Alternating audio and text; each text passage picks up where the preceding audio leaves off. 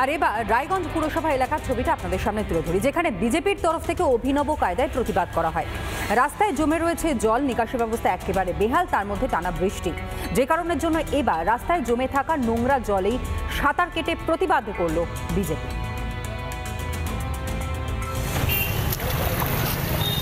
ভাবছেন তো কোনো সাঁতার প্রতিযোগিতা চলছে? না, এটা কোনো সাঁতার প্রতিযোগিতা নয়। এই ছবি উত্তর দিনাজপুরের রায়গঞ্জে। সামান্য বৃষ্টিতেই জলমগ্ন বিদ্রোহী মোড় থেকে সরকারি বাস স্ট্যান্ড এলাকা। রায়গঞ্জ পুরসভা এলাকায় লাটে উঠেছে নিকাশি ব্যবস্থা।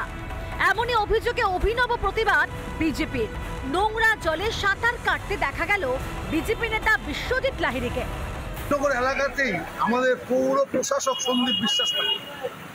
রাস্তা নির্মাণ হচ্ছে, রাস্তা ভাঙছে, ড্রেন নির্মাণ হচ্ছে, ড্রেন ভাঙছে, ড্রেনেজ ব্যবস্থার কোনো মাস্টার প্ল্যানিং নেই। আর যে পৌরসভা নির্বাচন না করে পৌর প্রশাসক বসিয়ে রেখেছে সন্দীপ বিশ্বাসকে, আর তারই এলাকায় জলমগ্ন।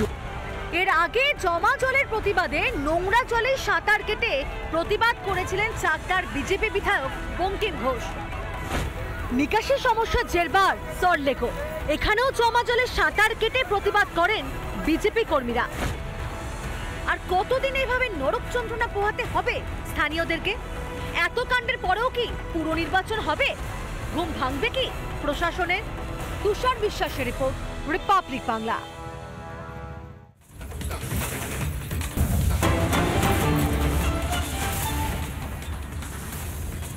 নানা ধরনের কন্টেন্ট দেখার জন্য লাইক করুন, শেয়ার করুন আমাদের ফেসবুক পেজ, সাবস্ক্রাইব করুন আমাদের ইউটিউব চ্যানেল। পাশাপাশি অন্যান্য ব্রেকিং নিউজের জন্য অবশ্যই চোখ রাখুন রিপাবলিক বাংলায়।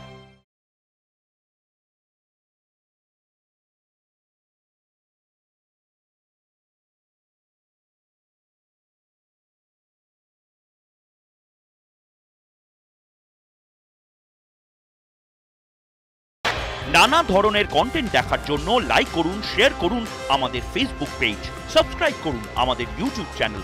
পাশাপাশি অন্যান্য ব্রেকিং নিউজের জন্য অবশ্যই চোখ রাখুন রিপাবলিক বাংলায়।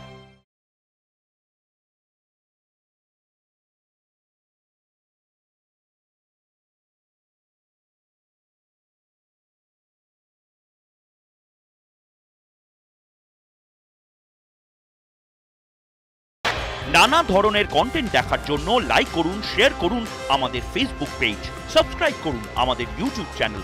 পাশাপাশি অন্যান্য ব্রেকিং নিউজের জন্য অবশ্যই চোখ রাখুন রিপাবলিক বাংলায়।